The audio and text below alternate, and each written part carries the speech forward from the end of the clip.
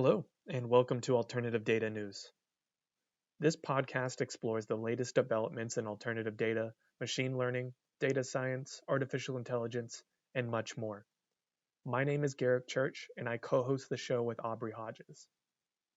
In addition to our own thought-provoking conversations, we interview leaders across all industries to learn more about how they view the evolution of these emerging fields and how they or their respective businesses currently use data. Aubrey and I kick off the first episode by interviewing Eric Nunlee of QueXopa, a leading alternative data provider in Latin America. Eric is the Director of Data Strategy and Partnerships, which allowed our conversation to focus on what his experience has been as an alternative data provider, and within the alternative data space, which firm we see taking over in terms of market share. Before we dive into the interview, we would like to take a moment to share that this episode is sponsored by Standard Media Index, the most trusted source of advertising expenditure and pricing data. Standard Media Index accesses the actual spend from the world's largest media buying groups and supports the research efforts of media agencies, content publishers, hedge funds, family offices, and much more. So whether you are a media publisher looking to analyze ad trends and improve pricing strategies, or an asset manager looking to identify some timely changes in ad revenue for companies like Facebook, Google, Snapchat, Twitter, Pinterest, Roku, and more, SMI has you covered.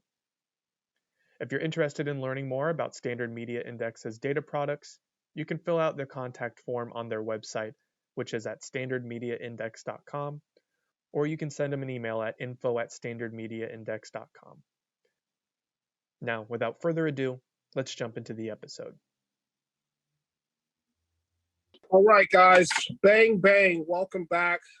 Alternative Data News Show. Today we've got Eric Nunlee from QueXopa stopping by. Eric, what's up? Welcome to the show. Thanks for having me. Man. Awesome. So we were catching up, earlier, just talking about the whole alternative data space.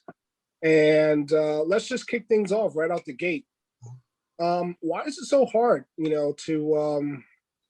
to work in alternative data with respect to hedge funds? Everyone thinks they're the red lady in the room, right? Which they are.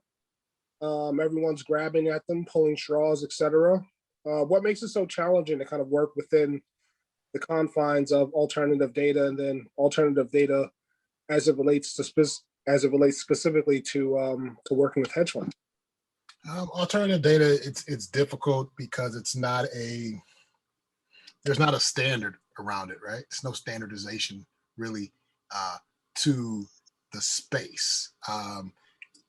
The specific data sets that are popular, yes, they may have a standardization to it.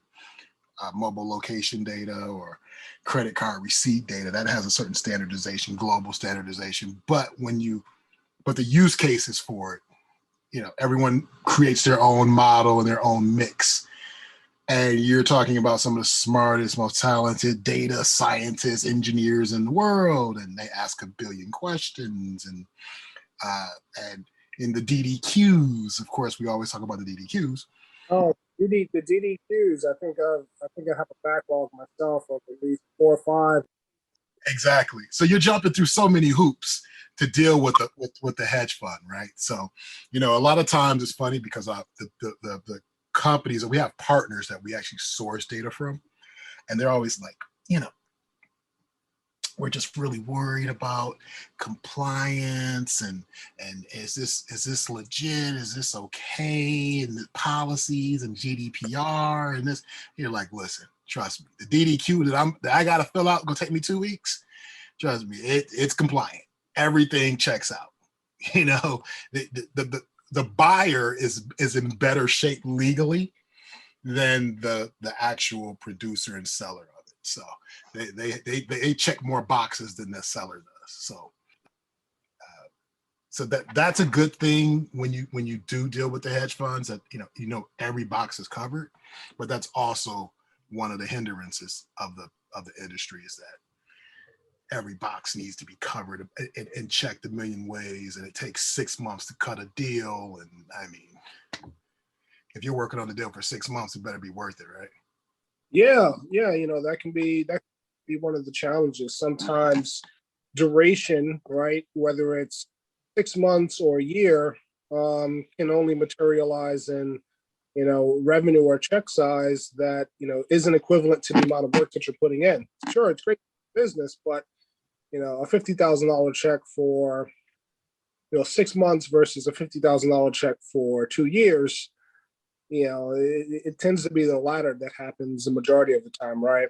Absolutely. Absolutely. Yeah, definitely. So look, why don't you kind of give me the backdrop, the quick 30-second backdrop on you, how you got into the space. Obviously, I've known you for quite some time, several years now, and, highly respect a lot of the things that you're doing, with QueXopa, focused on EM, Latin America, which has got to be an incredible space to win, given that, you have clear lane visibility, runway to see the market, develop the market, build the market. But then on the complex side, from a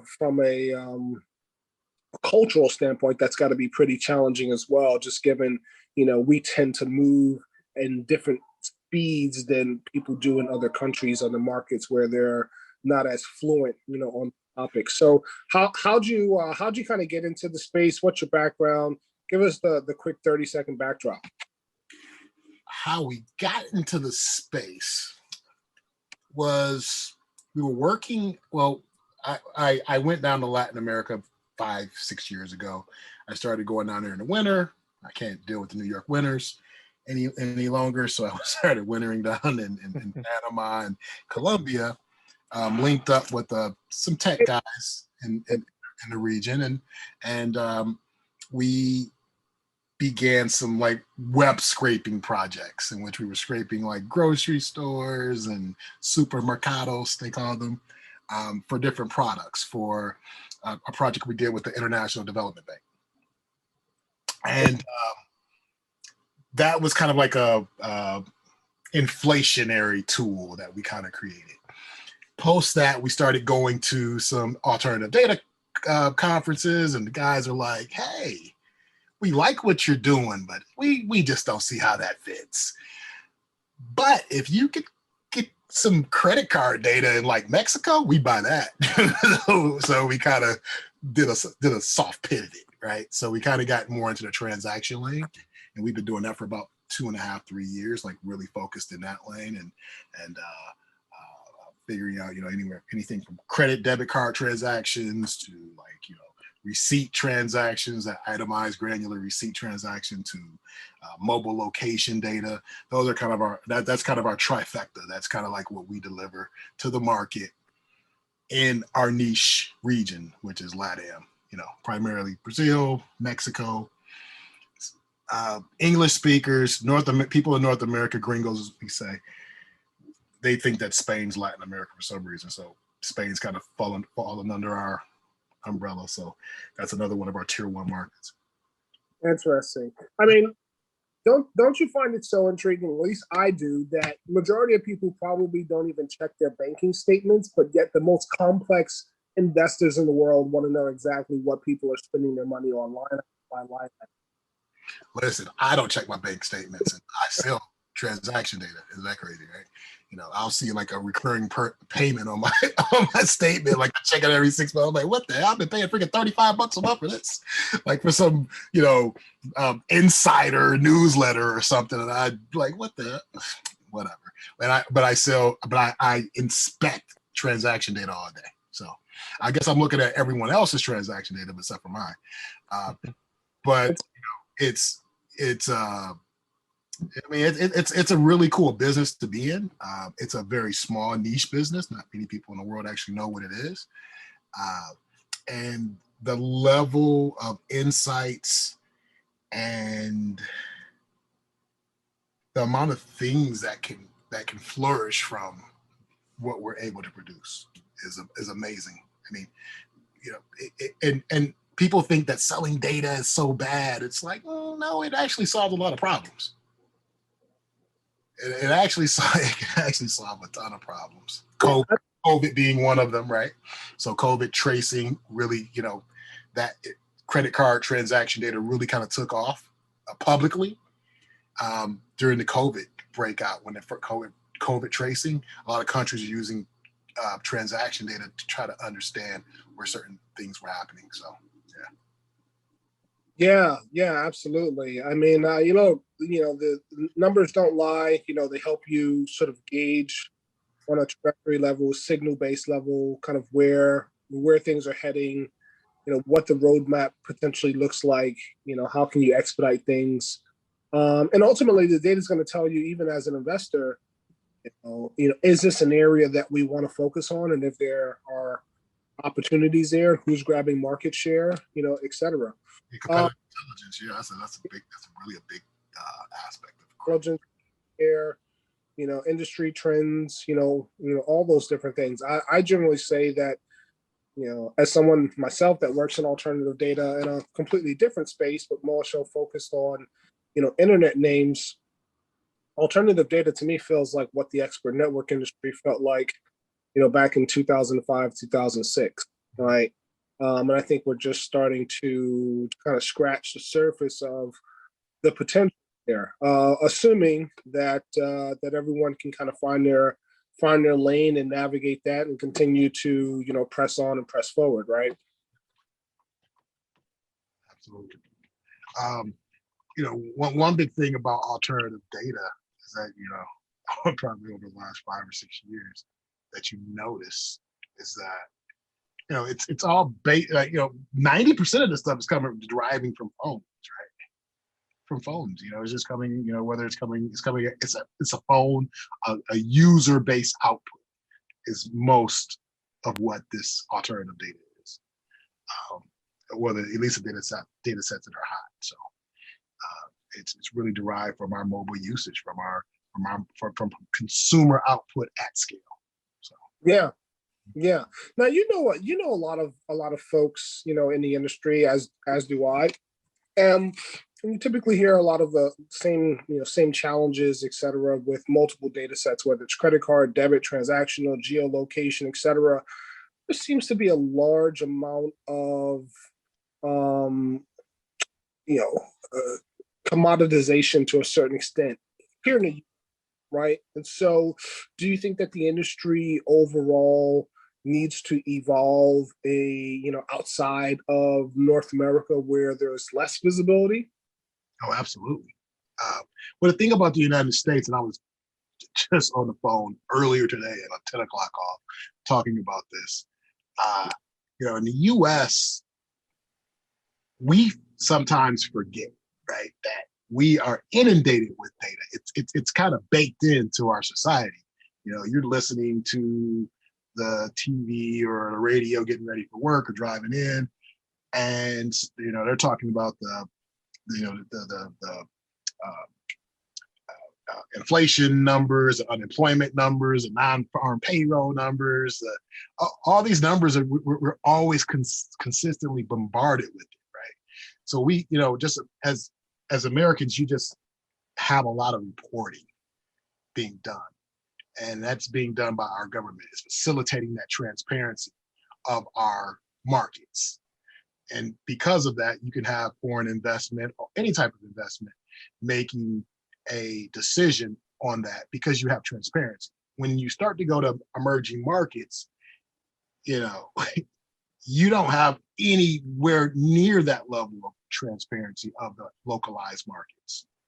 Sure. Yeah. Yeah. So being able to understand that data, especially alternative data, which is you're not relying on the governments or agencies in that country or region to report things. Now you're looking at something else and getting a way better, deeper, more granular insight on that. Yeah, of course. That is going to allow a much broader reach for an investment into these markets. No doubt about it. Yeah, absolutely. How have you found it, over the last year now that, we haven't been able to do road shows, meeting conferences that we typically go to, with, some of the firms that we both know pretty well, work closely with, Battlefin, Eagle Alpha, New Data, et cetera. How have you found the landscape in terms of how do you navigate not being able to meet with folks in person. And then, on the other side, with the companies that I just mentioned, that were all very components of driving those facilitations.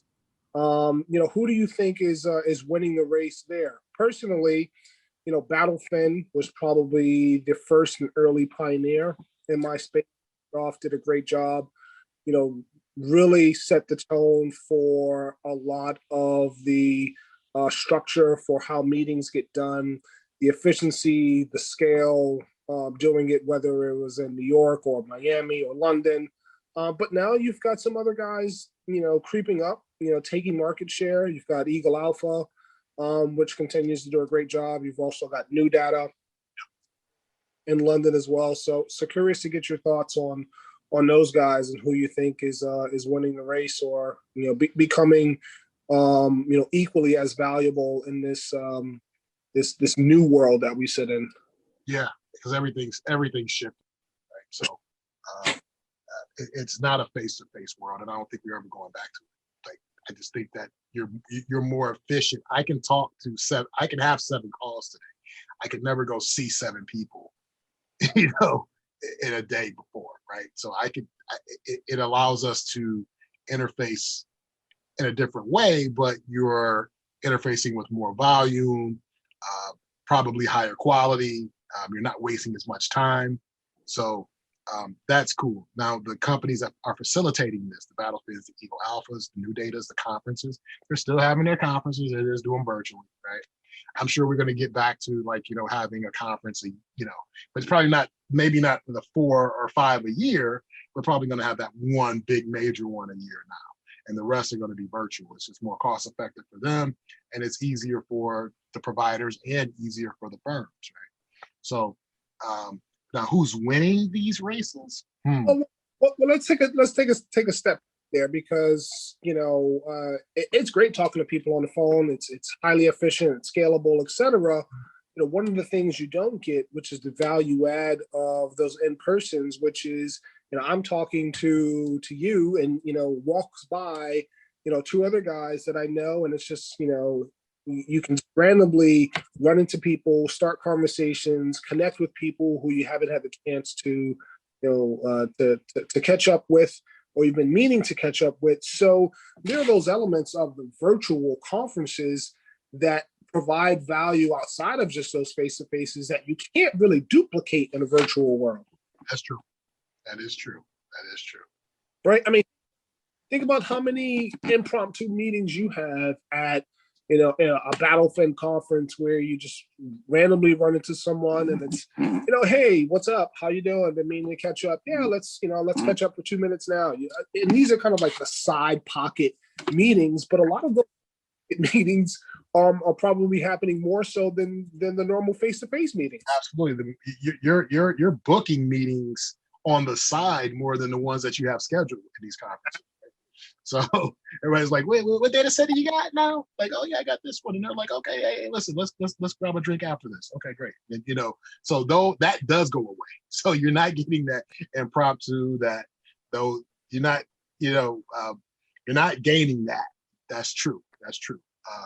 And like I said, we're eventually, I think we're gonna get sick of being at home eventually, right? Then we're gonna get back into maybe those conferences.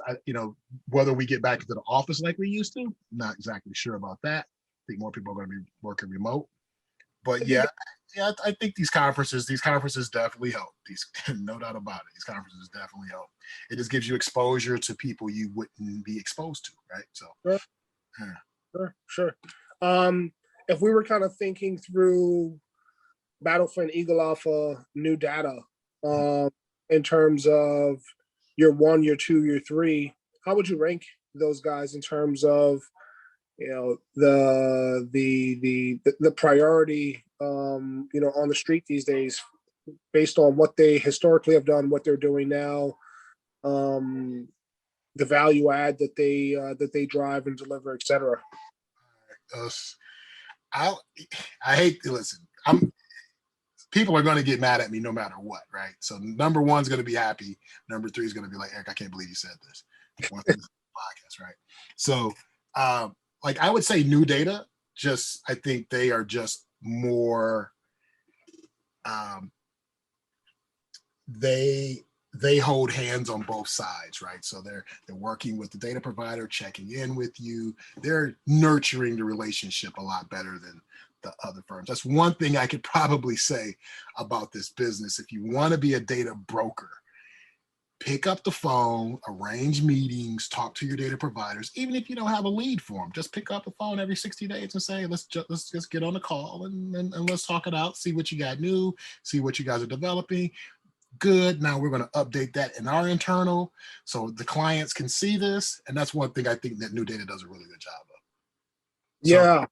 they're always pinging you, just trying to figure out what's new in your data set. And then I'm sure they're doing that on the other side as well. And it tends to bring in more leads than the others. Yeah. Yeah. Interesting. New Data, is, it seems like they certainly have a very good product, a very good offering. I've had experiences with all three. I generally like the work that the guys at Eagle Alpha do. I think they are innovative, and while, they, pivot a tremendous amount, they're always thinking about innovation, new product offerings, new services. I think they do a very good job at connecting the dots, not just on the broker or the facilitation side, but also on, the product side to a certain extent. I agree with that. No doubt about it. Eagle know, Alpha, when it comes to the product, they have this amount of web seminars that they put out, or other types of ways to engage. And the guys over there, they do a really good job.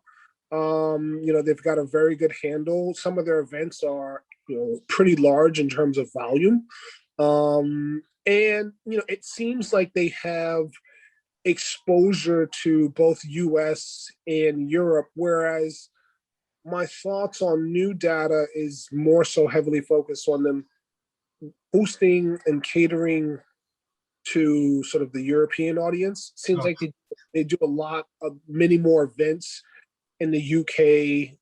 I've been invited to events in Amsterdam that they host. So it seems like their footprint, which respectively is the correct one, given where their HQ is out of London, more so focused on Europe. I could be wrong though, but that's just the perception from my side. No, it's Europe heavy. It's European heavy. But that's the thing too. Like I mean, we got a Spain data set, so that we service that Spain market. So I guess it's pretty popular. It overlaps for us, right? So, but yeah, no, I would agree with every point that you've made. I think Eagle Alpha, as far as product wise, yeah, they knock it out. They have the innovation. They have their bi-weekly, bi-monthly calls that you can call in, just get on Zoom and you can hear them give their updates about what's going on, what products they're rolling out, bringing a nice panel to talk about things. So shout out to them for that. But as far as like actively working leads for you and pairing and matchmaking, basically, right? I think that New Data does a really good job with that. They actually are a really good matchmaking service. So, and being from a data provider standpoint, that's at the end of the day, that's what the rubber meets the road, as they say, and that's what really matters, right? Who can you put in front of me? Yeah, absolutely. It's interesting. Obviously we sit on the side where you and I, we talk to, a number of funds on the street, some corporates as well, people trying to understand the signals that our data, provides them with, how it can help them, problem solve and, provide visibility in the blind spots. I'm curious though, what do you think some of the challenges for hedge funds or for anyone in the space is when it comes to working with service providers, right? Because there's got to be a two-sided relationship there. For the funds, I can only imagine that service providers are very green. They have access to large amounts of data, sometimes which they don't back test themselves, which they don't have enough seasoning in terms of historicalness, Is it formatted in the right, way? So, I can only imagine that some of the bottleneck, that people complain about in terms of how, the sales process is, some of that's just plainly due to providers not having their ducks in a row, right? Some of them don't even have standard paperwork or legal paperwork for that matter that helps these guys really sort of understand, the nuances of their data, both the, where the value is, where they over index, where they under index. What are your general thoughts there? Yeah, everything you said times 100. I think a lot of the data providers, and us too, there was a learning curve for us as well. I mean, you just, you get beat up a few times, and then you start to figure it out. You start to learn how to fight, and so you definitely got to take your lumps and understand what is value for the firms, right? For the funds, to give yourself a better shot to actually making those sales and converting. Yeah, I mean, you're taking this data. They're like, hey, is it formatted? Is it tagged? Is it, is it ticker tagged? Is it clean? Is it aggregated? Is it normalized? I mean, you have all these things that you have to figure out. Data's data. That's great. You got a raw product. You got oil, right? You just got it's oil out the ground. You got some Texas sweet crude. That's all you got, right? But and what can somebody do with a barrel of Texas sweet crude? We know it has value, but until it's refined and made into the certain product for that particular vertical, then it doesn't matter, right? It needs to be refined into that product that goes to the gas industry, and it has to be refined to go to that product, to go to the nylon and fabric industry and the plastics industry and all these other industries that the oil industry fuels. Same thing with data. So when they talk about data as the new oil, that is true, because it is that natural product, right? It's that byproduct that comes off of consumer use, any type of consistent interaction. That's that data byproduct. Now it needs to be refined to fit into certain models or quants or just all types of different things. It doesn't matter whether it's for a marketing agency or for a systematic quant fund. Doesn't matter what it is. It needs to be refined, and providers are starting to figure out how to refine.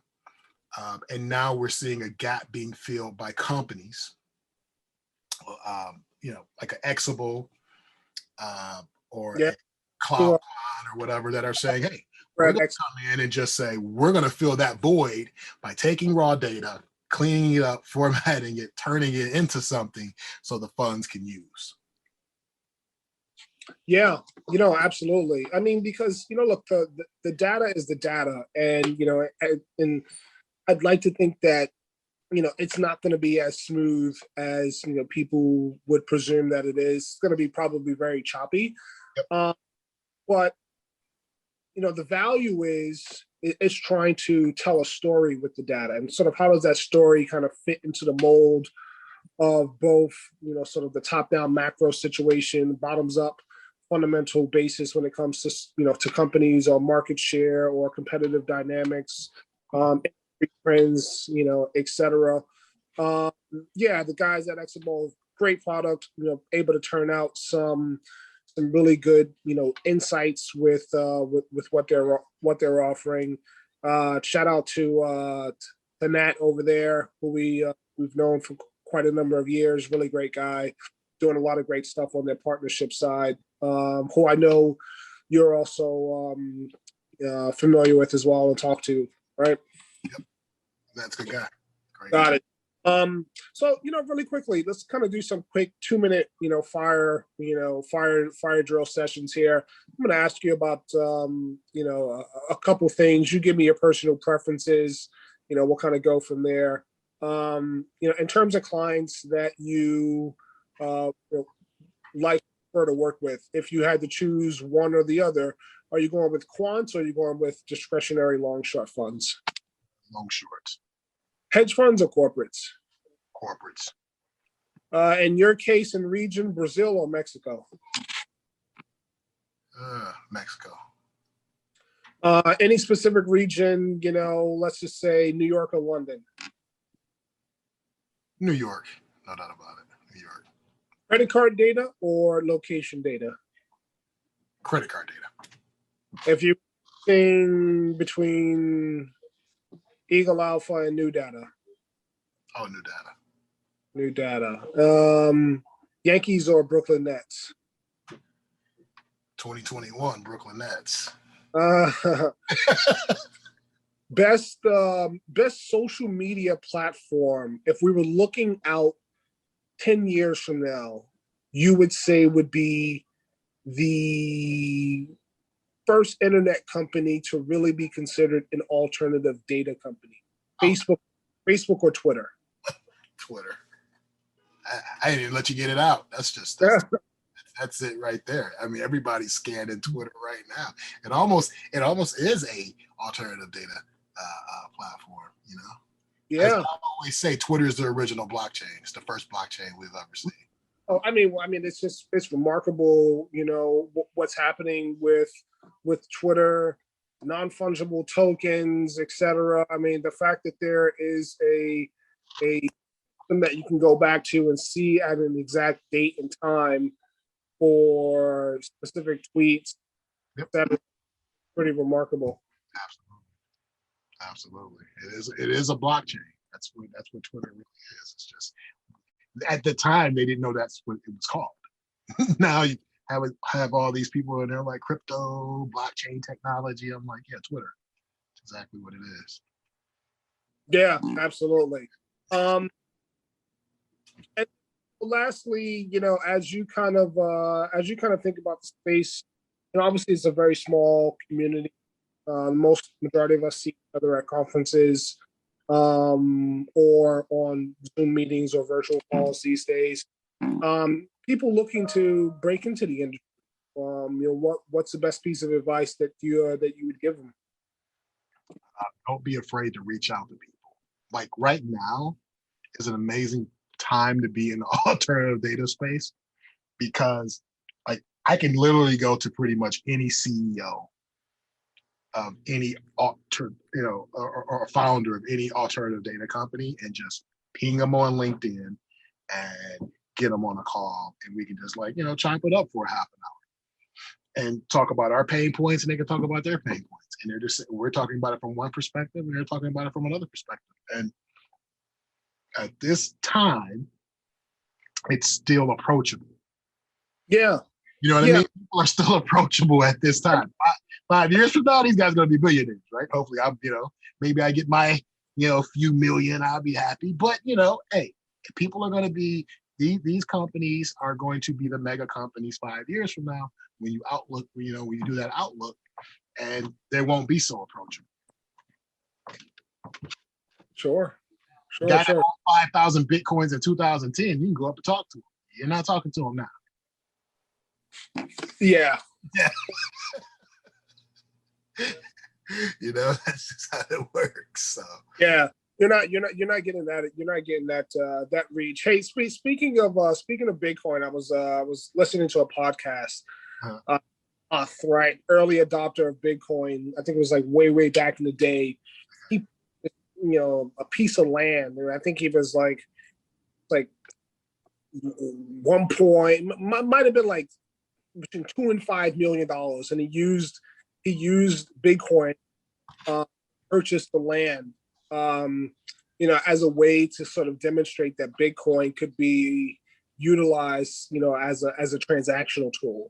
Had he held on to those Bitcoin, I think he said it would have been roughly around like $250 million versus the $2.5 million he spent on the land. Yeah, it's a lot of land, brother. It's not a lot of Bitcoin, so he kind of overshot it on. Yeah, long story short, don't utilize Bitcoin for land or for pizza, right? Yeah, don't do that. Like I know a guy that actually, he used to buy all types of crazy stuff on the Silk Road with his Bitcoins and stuff. He said, he spent hundreds and thousands of Bitcoins on stuff back in 2010, 2011. He's like, man, if I had those now. I mean, he still has a lot of crypto, so he's doing remarkably well, but he sacrificed a lot of them when no one really understood that true value of it. For sure, for sure. Well, awesome, Eric. This has been really great. Great to catch up. Looking forward to talking with you. You people that we know having these qualitative conversations, which just unlock value. They help people sort of pivot, understand where they're going, how to get there. Where's the data source, the methodologies behind it. How to create more value for ourselves, for our clients, for the funds that we work with, and everything, and tie everything together. So appreciate the time, and we will do this again. Thanks, sir. Absolutely. Take care, brother. Bye. Okay. And that's a wrap on the first episode of Alternative Data News. We look forward to sharing more of these conversations with you, and if you like the show, please don't forget to subscribe, leave a review, and share with your friends and other individuals who may be interested in the alternative data space. Alternative Data News can be found on most media players like Acast, Spotify, Apple Podcasts, Amazon Music, Google Podcasts, YouTube, and more. Thanks for tuning in, and we look forward to sharing the next episode with you.